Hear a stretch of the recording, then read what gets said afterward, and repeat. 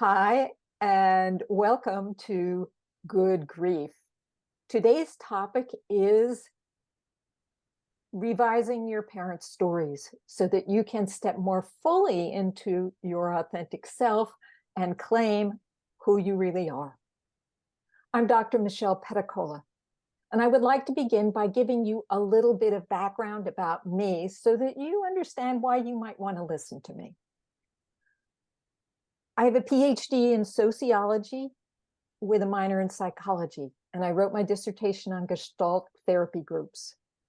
I worked for a number of years on the Navajo reservation and in Las Vegas, Nevada, in group homes. I got involved in grief and loss when I lost my own parents in 1998. First, my father from Alzheimer's, and 6 months later, my mother. And this was a life-changing event for me, because up until that time, I was a pretty repressed person in terms of my emotions. And that experience blasted me apart. It was so stunning to me that I decided to make a documentary film, which actually morphed into 3 documentary films on death, caregiving, and grieving. And in making that film, I decided that I should join hospice so that I was more realistic about what it was or what it meant to talk about death. And in hospice, I started to work with people around grief and loss. And I ran or led a partner loss support group for about 5 or 6 years, and then segued into becoming a grief and loss coach. So that's a little bit about my background. When I was working in hospice, I started to see some of the ways in which we deal with grief, which was not very effective. In fact, the first group that I started to lead, there were women in that group that had been mourning the loss of their husband for 3 and 4 years. And I thought, there's something wrong with this picture. Why are they not moving on? And what I discovered was, this is interesting, is that one of the things that happens when you lose somebody, especially a partner, is you lose a relationship. And so you go into a grief group and you develop this relationship with other people, and it's actually hard to leave. I have changed that. I know how to work with people so that they do not get stuck. What I want to start out with is the 3 superpowers in your life that have a big impact on how you navigate this life. And these are the 3 superpowers. The body, which is the vehicle that we use to get through life. It is our first relationship, getting to discover all of its capabilities and its needs. The body has its own agenda, and that is to keep you alive. Okay, it has a secondary agenda, which is to reproduce itself, but its primary directive is to keep you alive. And sometimes the mechanisms of the body can get in the way of you living your life, because a lot of those mechanisms came from the past evolutionary ancestors. And so sometimes they're a little over the top. The next superpower is other. This is what we're going to be talking about tonight. The most important others in our lives, our parents, because they have a huge impact on how we navigate this life. And in fact, part of our journey through this life is learning how to overcome some of the challenges our parents put and ways in which they were faulty or incomplete or not enough. And there are good sides of that and bad sides. We'll get to that in a minute. Now, the last one is spirit. I don't know what your beliefs are. I know what my beliefs are, and that is that I am a spiritual being having a human adventure. I find this very helpful so that I don't take life too seriously and that I enjoy much more of it than I would enjoy otherwise. Underbody, and this is what we're going to be focusing on most of all today, is there's a physical aspect. Remember, I said the body's agenda is to keep you alive. And there are a lot of mechanisms in the body, not just our immune system, but our whole reaction to anything that feels threatening, that have an impact on us all the time. Then there's the emotional, which is kind of very much tied up with the physical. And it has an impact on us in how we navigate this world. And finally, there's a mental process. Remember, the focus of this talk tonight is about our stories. And our stories have a huge impact on how we live this world. Parents are our first significant human relationship.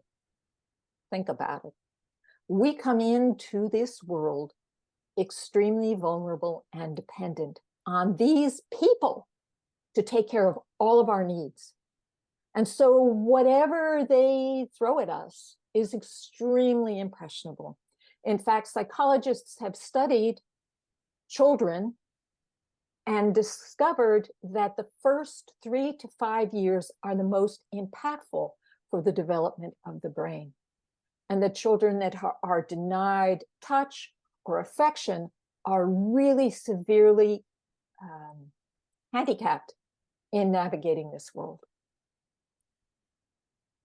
Parenting, can I see a show of hands? How many of you are parents right now? And I'm not. Oh, okay. So you can look at this from both sides. Now, just to reassure you, I was a house parent.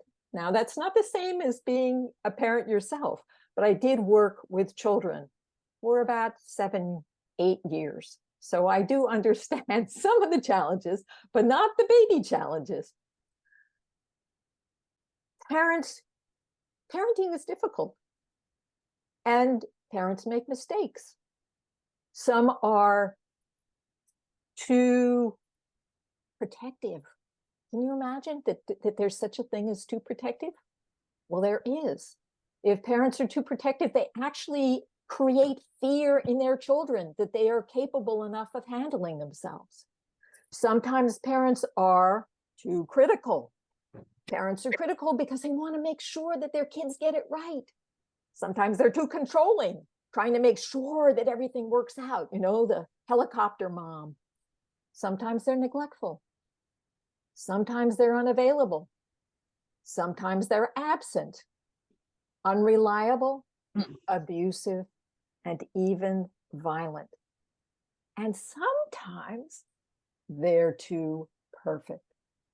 I want you to take a minute to imagine, how could that be difficult for children? A mother who's too perfect. Anybody got any ideas about that? Why would a too perfect parent be a challenge? Yeah, I like Karen. Yeah, you're laughing. I get it. I get it.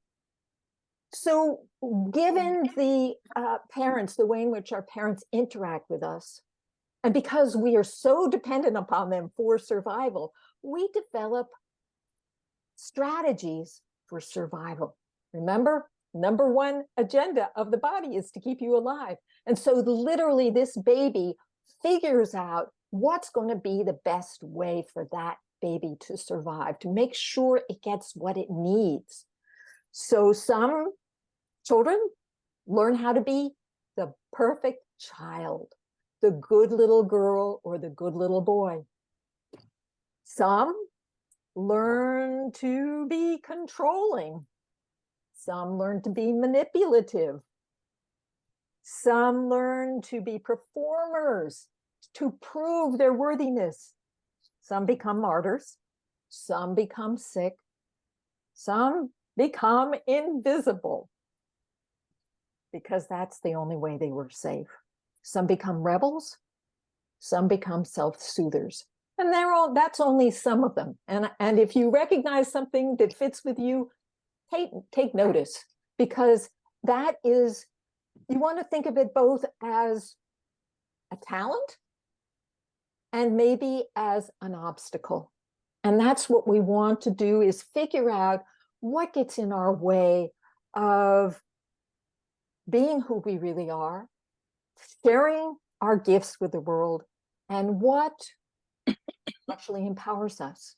And oftentimes the experiences that we have both fill us full of power and also disempower us. So what I would like for you to do right now, and I want to welcome our other two that are here, Susan and Mary, if you could put in the chat where you're from and what you're hoping to get out of tonight's talk, I'd appreciate it. And at the same time, simultaneous, yes, we're going to do two things at once.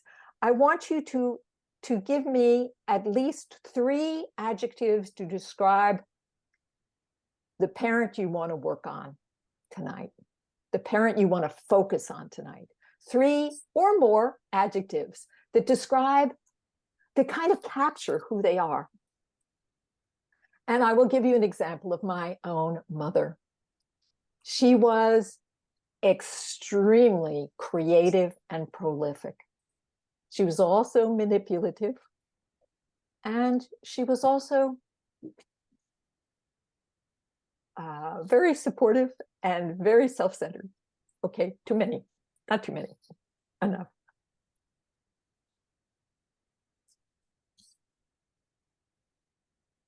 So, okay, so you know that she did the best she could. Well, yes, that's probably true of all the parents.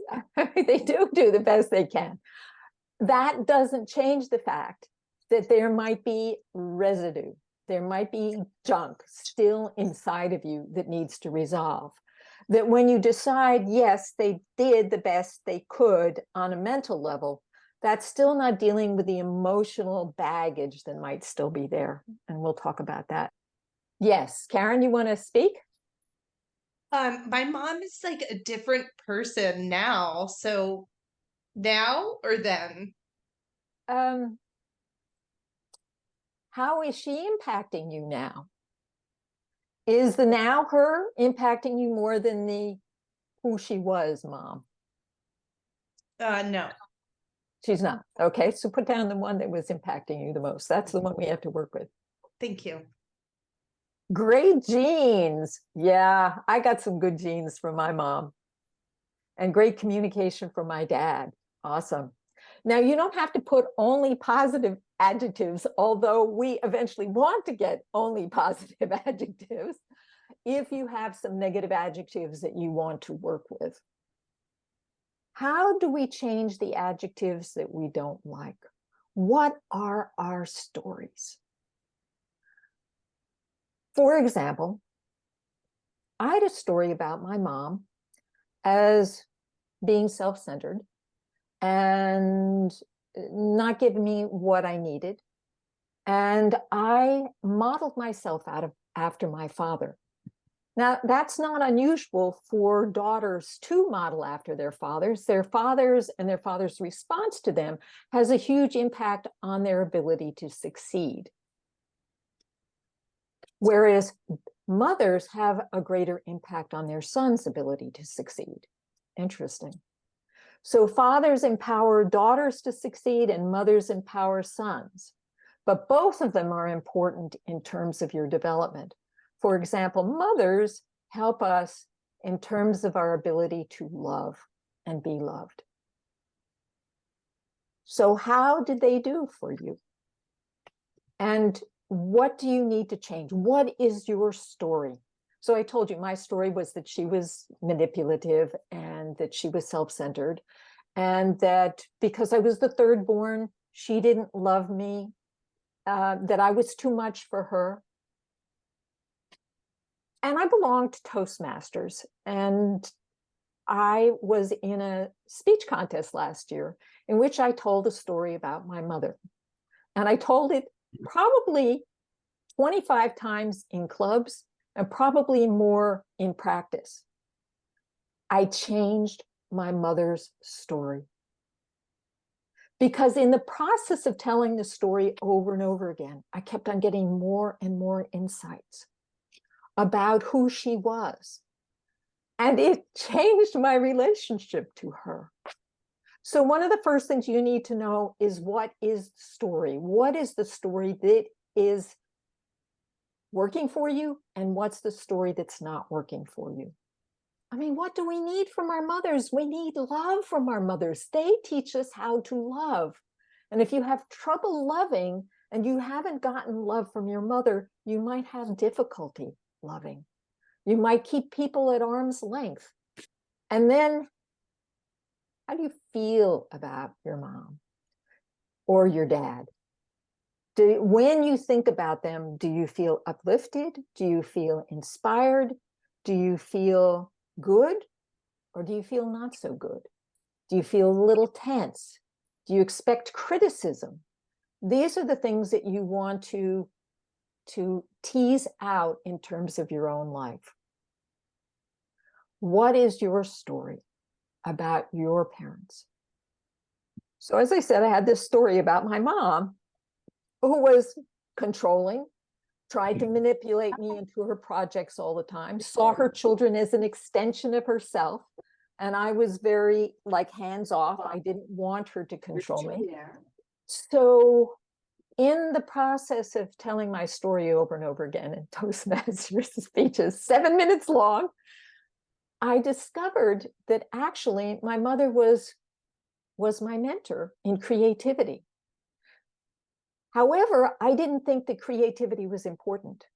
I thought I had to be like my father and be a teacher. Well, I am a teacher anyway, but I thought I had to succeed in academia.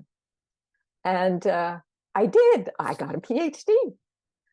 And then I discovered that it actually embarrassed my father because he had never gotten his bachelor's in college.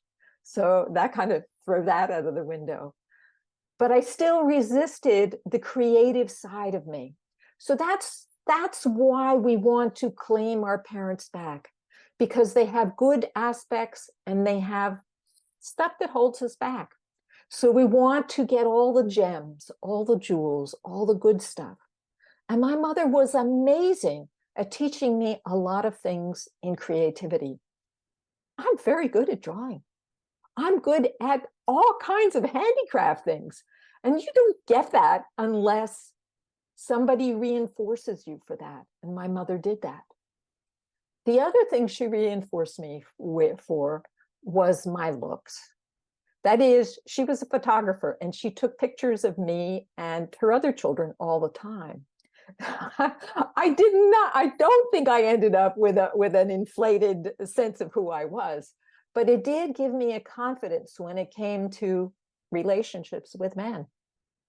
I felt confident that I could attract men. And I believe that I can attract men. I don't need to right now. I have my man, but I believe that I can attract men right into the end of my life. That is a gift that she gave me. There were other things that I didn't have, but that she gave me. So if you don't want to talk about the negative stuff, what was your mother's or your father's gift to you? What special thing did they give to you that made you feel empowered? Anybody want to put it? Oh, here's Susan. Mother, strong moral code towards community. Yes. Abusive emotionally and physically and unable to be an adult at a certain point. Yeah. So that is one of the two ways in which we have relationships with our parents. One is the abused and one is the abandoned. Two A's, the abused and the abandoned. Now, the abused, I've found some similarities with people who have been abused. They tend to need to have to put safety as primary because they weren't safe, were they? They weren't, those children were not safe. Now, it's oftentimes these people are very successful in the world because they want to be safe. Whereas the abandoned, they want to be loved because they had a taste of love and then they lost it. And so they try to develop strategies that help them to be loved. That's me. That's my dynamic, is to be very good at sussing out what another person needs. What a valuable superpower, right? To really be able to perceive what different people want. So what's your superpower? Your parent gave you a strong moral code. Susan, I'm curious, maybe if you're willing to say something about it, how has this helped you in your life to have a strong moral code? Well, I think it's been a real strength just knowing, just having a good sense of right and wrong. It's certainly influenced my political leanings and activity, and in also my own involvement in the community in a very positive way. Wow. And you know what? That's so powerful, because part of the reason why we're here is to be of service to others and to relate on the communal level, to have an impact on our community. In fact, excuse me if I get on my soapbox here, but I think that we are all part of what this world needs right now. And I believe that to the extent that I can support you and empower you in fully realizing your complete potential, I'm doing my job of helping to save the world, because I know that each and every one of you has something to share. It's like Martha Graham had this thing. Did you know the quote of Martha Graham that each of us have this energy, this vitality, this creativity that we need to share with the world? And it's totally unique. And if we don't share it, the world will not have it. Anybody else want to share what they got out of either from their father or mother that really has benefited them, that is a superpower, is a strength? Anybody? It's really good to name this stuff. I can share. Okay. Oh, sorry.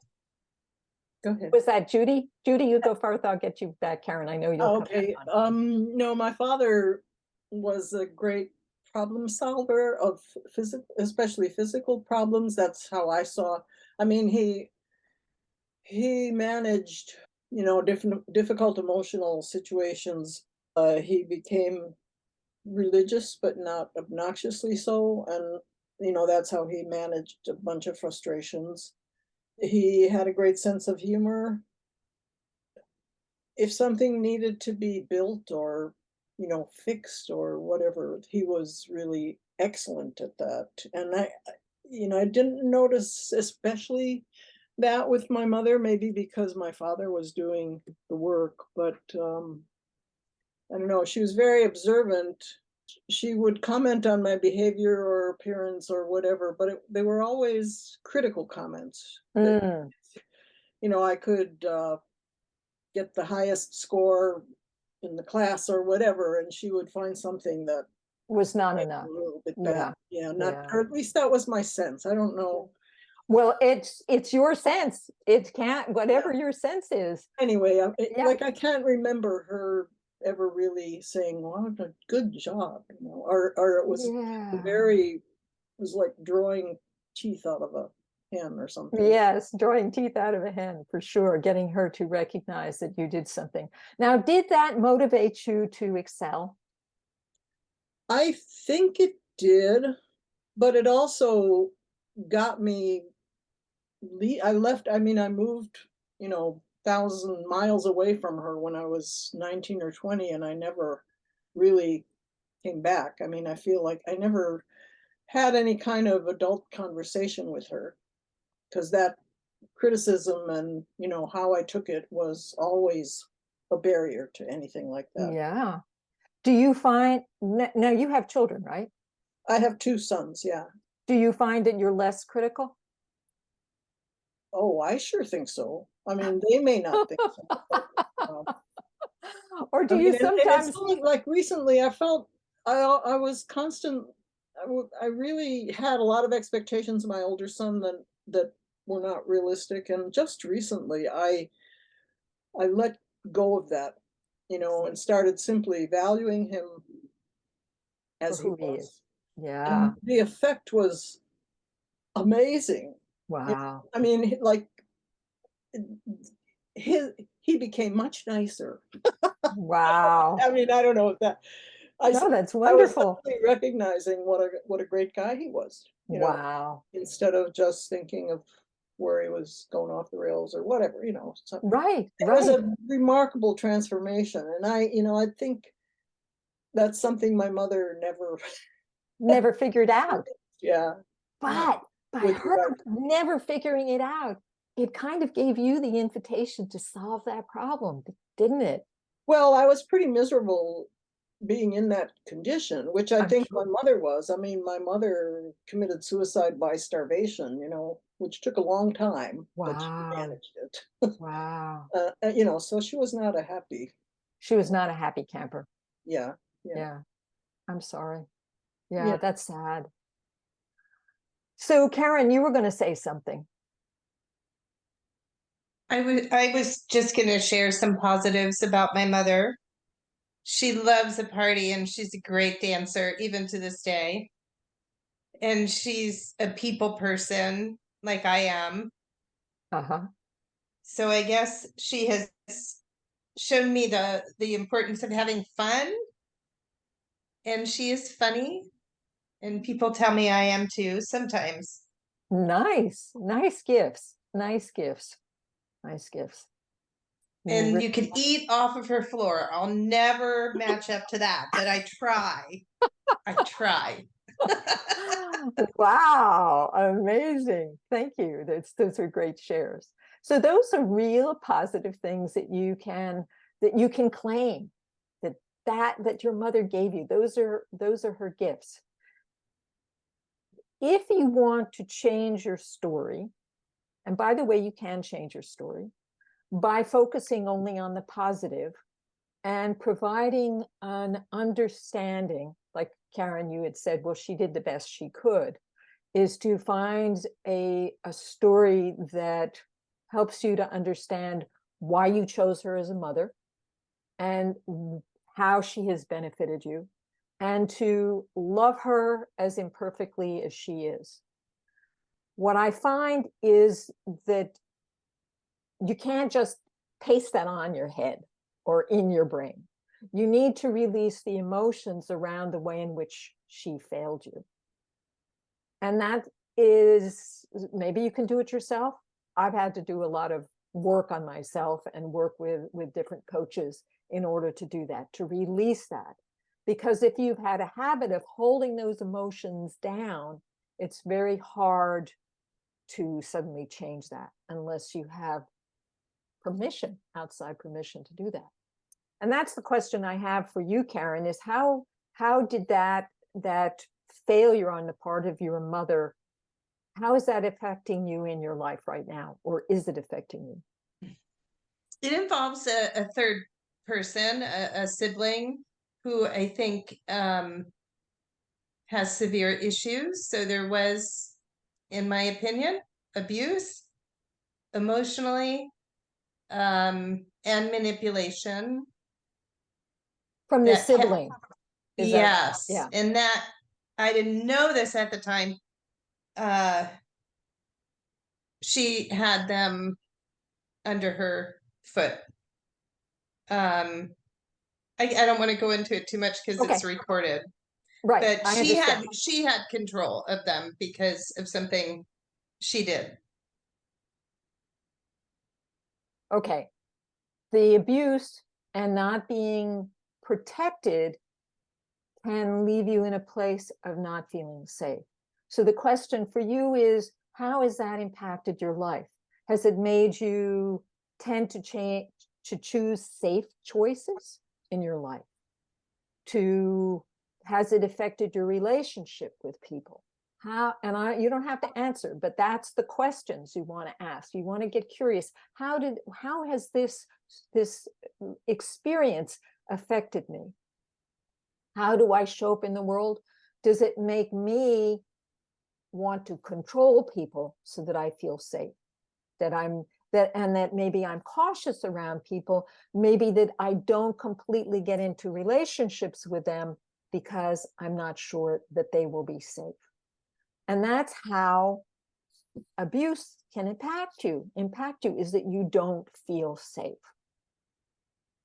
and you might keep at arm's length, or you might want to, make sure that everything is going to be safe for you. And sometimes that chases people away, because a lot of people don't like to be controlled. Judy, you had a mother who was hypercritical and would also go into rages. Now, actually, now that you mention it, my mother used to have hysterics. She would get like really just, she would go off the deep end. And I had forgotten about that. But it does make me feel cautious about people who are out of control with their emotions. I tend to want to, and maybe you do this too, is to placate, to keep them, to calm them down, so that I'm safe, so that I feel not attacked. The other part is the abandonment. Does anybody kind of relate to the abandonment issue of not getting enough? Yes. Okay. So the abandonment, especially if you felt loved at one point, abandonment can create a pattern of pleasing, of trying to do what other people want you to do, and not taking care of yourself. Does that resonate with anybody? Of putting everybody else in front of you, ahead of you. The problem with that is that you're so outwardly focused on what everybody else wants, and so you don't take care of your own needs. In fact, for a very long time, I didn't even know what my needs were or what I wanted. I didn't even know how to decide what I wanted or what was important to me. It's only like much later that started to change for me, that I actually are more clear. And even then, sometimes I don't ask because I feel like that I shouldn't ask for it. Does this resonate with any of you? Is that, yeah. Now that's important, because we're here for a reason. And we want to get rid of all the things that are in the way of our being who we really are. So I'm curious, what do you think is your superpower? Why are you here? What do you think you have to share with the world? Karen? I'm here to help people heal. Okay, and how do you do that? Remotely or in person. Are you like an energy healer? I'm a registered biodynamic craniosacral therapist. Uh-huh. And prior to that, I've studied sound healing, acutonics, clairvoyant healing. I could go on. Awesome. Okay. So you found your passion. Is it your passion? Absolutely. Okay. And how are you doing at that as a career? Is that giving you enough income? Are you feeling secure and safe? No, I just, well, yes and no. I just launched a couple months ago, so it's still pretty new, but it's, it's slow. It's not like I'm offering haircuts or cleaning your house, that not everybody knows what that is. Safe. I have a very kind and generous husband. I have a part-time job. Uh-huh. That's wonderful. So And just kind of great to have a starting. kind and generous husband. They are always good to have. All right. Okay. So you know what your superpower is. How about one of the rest of you? What's your superpower, Mary? Oh, I'm pretty good at figuring out what people need. Also, empathic and Empathic. Mhm. and I'm a therapist, so of course it comes in handy. Oh, totally. I'm pretty Totally. intuitive too, so that's part of it. Yes, And it's really interesting how to think about it as, how that all came from having been abandoned, neglected. yes, Never. absolutely. It I- really, really just turned those abilities really high.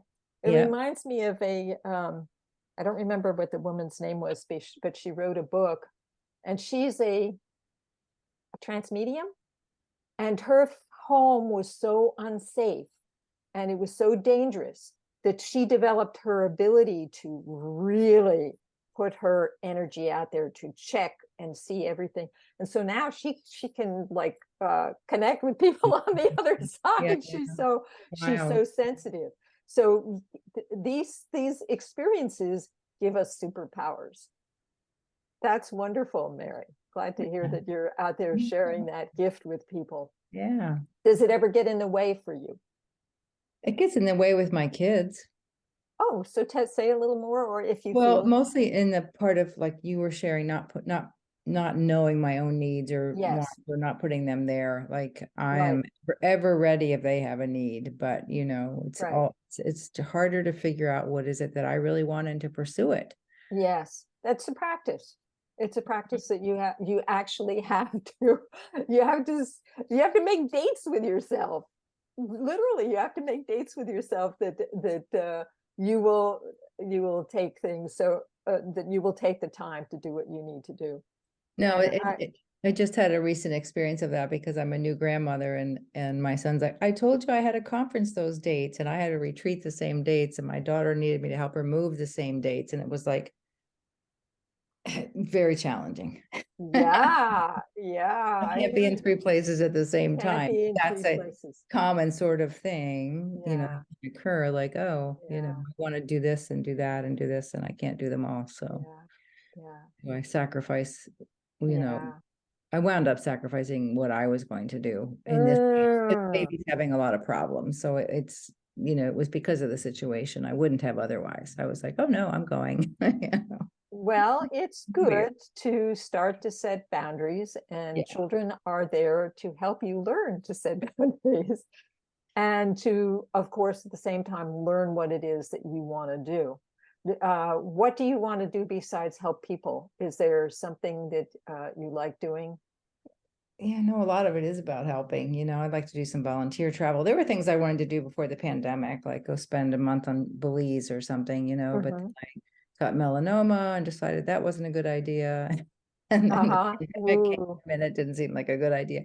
So the pandemic has really kind of interfered with my moving out of this pattern that I want to change. Right. So Right. and now I have this little 7-week-old grandbaby who's got a lot of issues, lot of problems with sleeping and feeding and stuff. So Oh, I'm kind of helping yeah. out. I know it's Oh. temporary. It's just temporary, but it is still like, Yes, you yes. know, And also delaying the time that you can do stuff. Uh, yeah. so there are certain things you can do. And if you want to have a conversation with me, we can talk about, I can, before you guys leave, I can tell you how you can have a conversation with me um, to talk about these things personally and, you know, and find out whether there's any other way in which I can help you, and maybe not, but maybe. And that is to go to release, no, it's meetwithdrmichelle.com. It's drmichelle.com. And I'll put that in the chat. And also in the chat, I'm going to put in the code you want to put in so that you get a complimentary session. So that's how you can, if you want a introductory session with me, and we can talk more in detail about what you might do with your situation, and specifically, that's what I'm offering today. And that's the for those of you who are listening to the recording, I'm going to give you a different code, which means you get a discount, but you don't get it completely for free. I only do that for people who show up. So if you want to get a free session with me, show up at one of my presentations in person. So for you, it's BOLD, all in capitals, bold 1, and you get half off. So I think it's like $45 or something like that. Totally worth it. All right. So Susan, how about you? How is your dynamic with your parents holding you back in some way or impacting you? Like either making you a controller or a people pleaser, for example. I think less so now, but I think the safety thing has really influenced me making choices based on safety, rather than a more positive kind of approach. So a more positive choice would be what? How would you know? based on many other factors other than just being safe. Right. So give me one that would be really excite you. Maybe that's it. That you would choose something because it really excited you. Yeah, choose something because it's an appealing challenge, or there's a when you feel you can take certain risks because you have a good foundation. That's a very different thing than choosing something because it seems safe. Right. Good point. Judy. I have spent some time recently. I thought when I was working, I was a single parent with 2 kids, and I took a job that would make me money, rather than, I didn't even think about doing something that I really wanted to do. I Mhm. wanted to be a dancer. I wanted Mm. to be a writer. Mhm. I mean, uh, all that stuff just poofed away, because I had 2 kids to Right. raise on my own. Right. As I was going through that, I thought, well, when I'm 80, I'm going to retire. And, so I actually worked. I stopped. I was a programmer for a while, and I stopped that when I was in my early 70s. And then I trained as a doula. So I'd been doing doula work for about 10 years after that. Now I'm in my early 80s, and I would like to do what I want to do. Whatever you want. Well, the thing is that I found myself, I don't know what I want to do, you know, and the fantasies I had, like I'm not, I feel like I would have trouble doing any, filling my youthful fantasies because now I'm too old. Mm. It's an Yes. error. I think that's an error. I think Yes. that's not correct thinking, but it's a little sticky getting out of that spot, and that's why I thought, well, now that I'm older than my mother ever could be, I'll have it all figured out. Well, the thing, Somehow I'll be okay. released from her influence, which was always, she had some notion of how I should be and you know, she did not approve of me, whatever I was.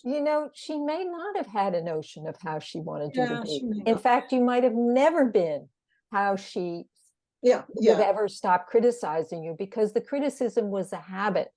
Mm-hmm. It was something that she probably got from her mother, Oh, and it was absolutely. literally programmed into Her her. mother was a rough cookie, tough cookie. Yeah, Your grandmother? yeah, yeah. Yeah, yeah, yeah. It usually goes on generations. So Judy, congratulations for stopping that particular pattern with your own children and having that insight to stop that with your sons.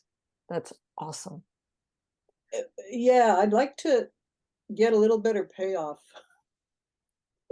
than I'm getting.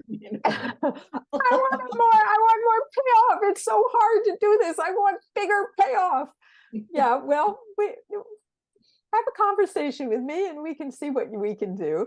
The thing is that you need to take care of what you really want to do. That's safety Yeah, that's tells a you that. toughie. That's a little bit, I'm having a little trouble with that. I'm doing instead of just getting crazy, I've been starting a little meditation work and stuff like that.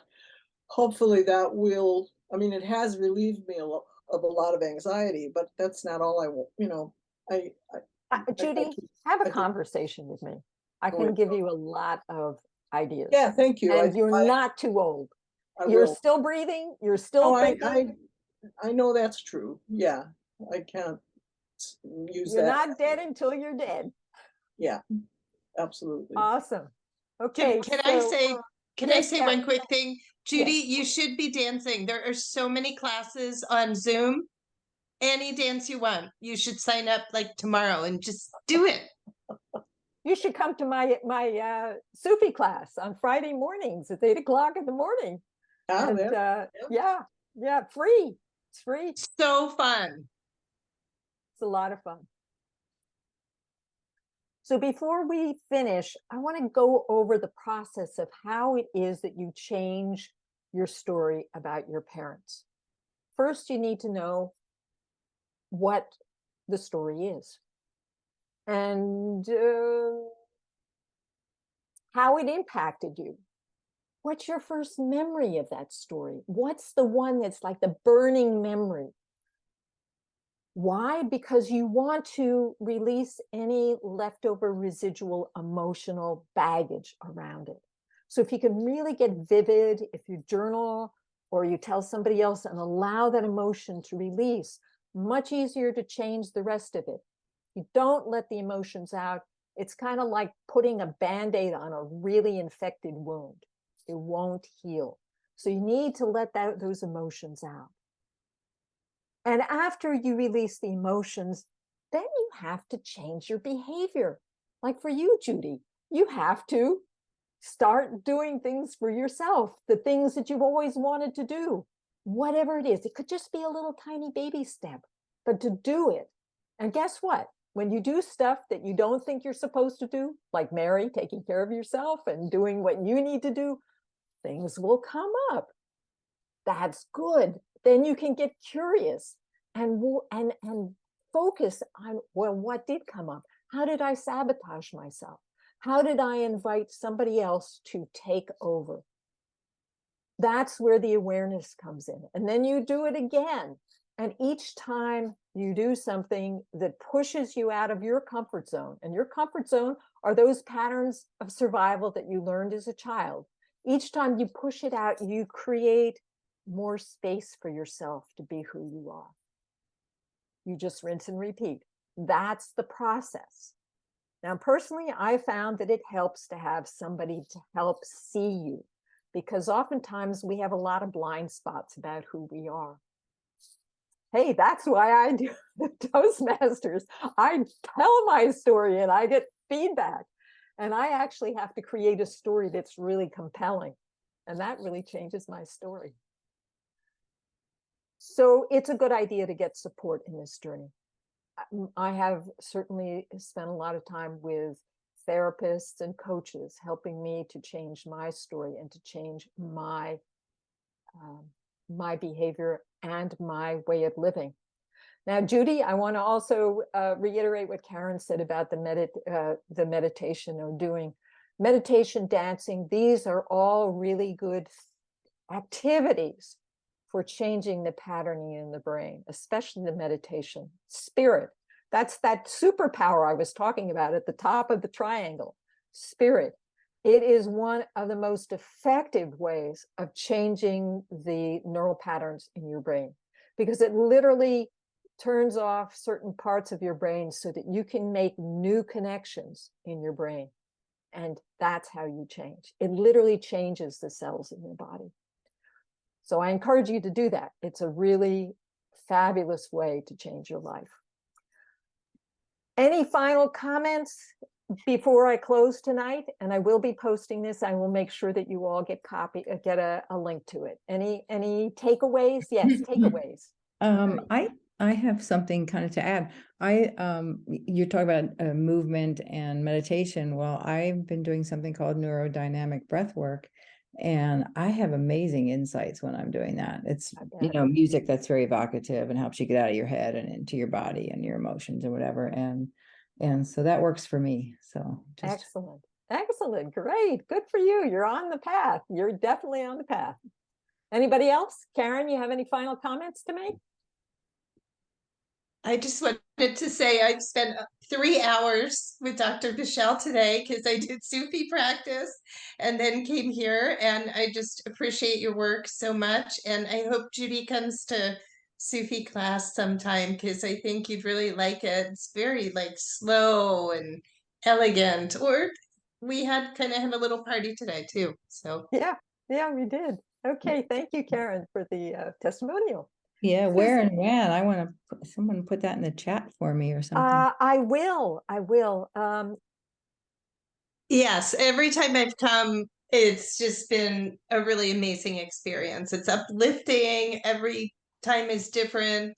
The music is going to be similar to your neuro music.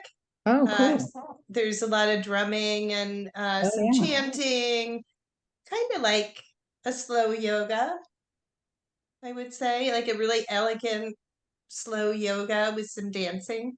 And Oh, Judy, nice. And Judy, you will find that I move at a rate that will allow you to stretch out and not injure yourself, because that's the way in which I move. So it's, but you do get to some places, don't you, Karen? But we start out slowly, so nobody gets pushed over their limits. Nice. Yeah. Thank you. You're welcome. Okay, so Sarah, let's see, I can't unmute my phone, Hello. Hello, Sarah. And I don't know, you may have come in late but if you need to speak to me, I mean, look at the video beforehand, but this is how you can set up a talk, an introductory conversation with me. And that's it. It was really a pleasure. Thank you so much for showing up tonight. It was awesome to have you here today and to share what I had to share. Help me do my work. Thank you. You're welcome. Have a great evening, a fabulous weekend, and maybe see you next Friday. Take care. All right. All right. Bye-bye. Bye.